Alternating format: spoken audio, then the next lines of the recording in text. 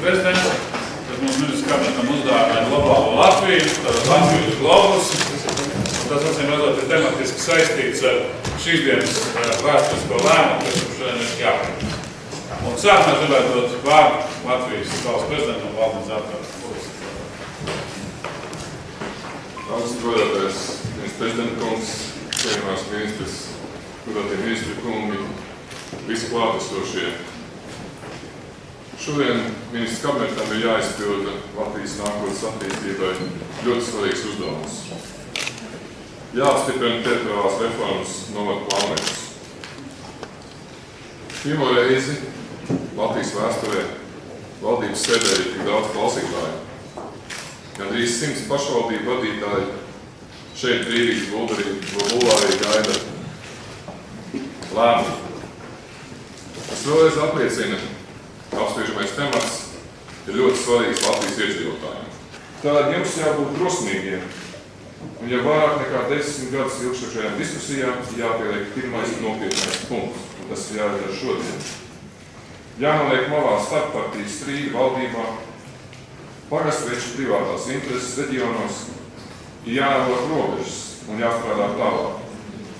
Katram Latvijas iedzīvotājiem ir skaidri jāpasaka, kāda būs viņa ciema nākotne un ko darīt, lai savā novadā dzīvojot sasniegt savus mērķus, piepildīt savu sapni par drošu un stabilu dzīvi, sev, saviem bērniem un mazbērniem. Ceru, ka spēsiet pieņemt gudru, tālredzīgu lēmumu, un tas būs atbilstoši valsts interesēm. Jūs esat šīs zemes saimnieki.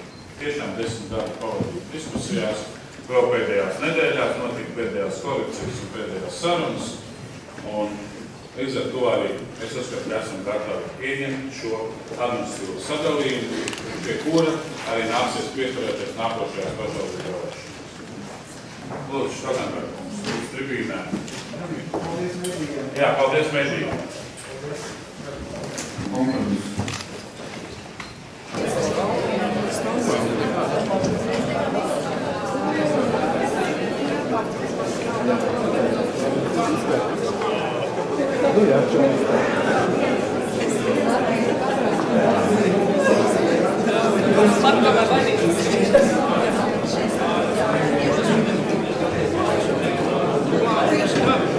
Reforma esam strādājuši pie reformas vairāk nekā 10 gadus.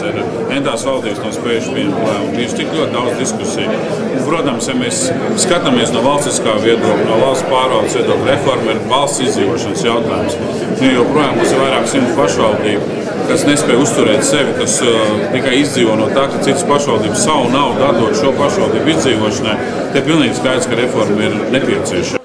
Man, protams, jāatzīst, ka šis ir kompromiss.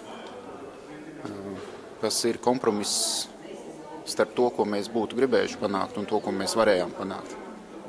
Nevelti tikai laiks rādīs, cik dzīvotspējīgas tiešām būs tās mazās pašvaldības. Vai jums pašam joprojām ir bažas par kādām? Jā, man ir bažas, es neveltīju, vienu man izdevās izcīnīt šodien, tas bija piedāvātais Rugāja novads Balvu rajonā, kur jau pilnīgi skaidrs bija, ka šis novads nevarēs konkurēt ar blakus esošiem, piemēram, Gulbenes vai Balvu novadu. Šo mums izdevās atrisināt, bet ir vēl virkne tiešām, kur man ir bažas. Mums ir jākonkurē modernajā pasaulē, un tas ir iespējams tikai ar profesionalitāti, ar pietiekamiem finansu līdzekļiem. Bet, protams, tas ir tikai viens solis šajā reformā, jo, viņi tālāk jānostiprina. Tālāk šobrīd ir tikai noteikts plānotās administratīvās teritorijas, bet ir jāizveido novadi. Tas būs vēl garš, solis, garš darbs, ļoti nopietns darbs. Un tā kā pirmo, kas ir, tātad saskaņā ar administratīvas teritoriālās reformas likumu, tātad šajā gadā pašvaldības, kas pieņems lēmumu par, novadu izveidu uz 2009. gadu atbilstoši šiem pieņemtajiem, tātad iedalījumam, tātad ir tiesības pretendēt uz 200 000 latu. Šo investīcijas, kas varētu būt šajā gadā, nākošā gadā.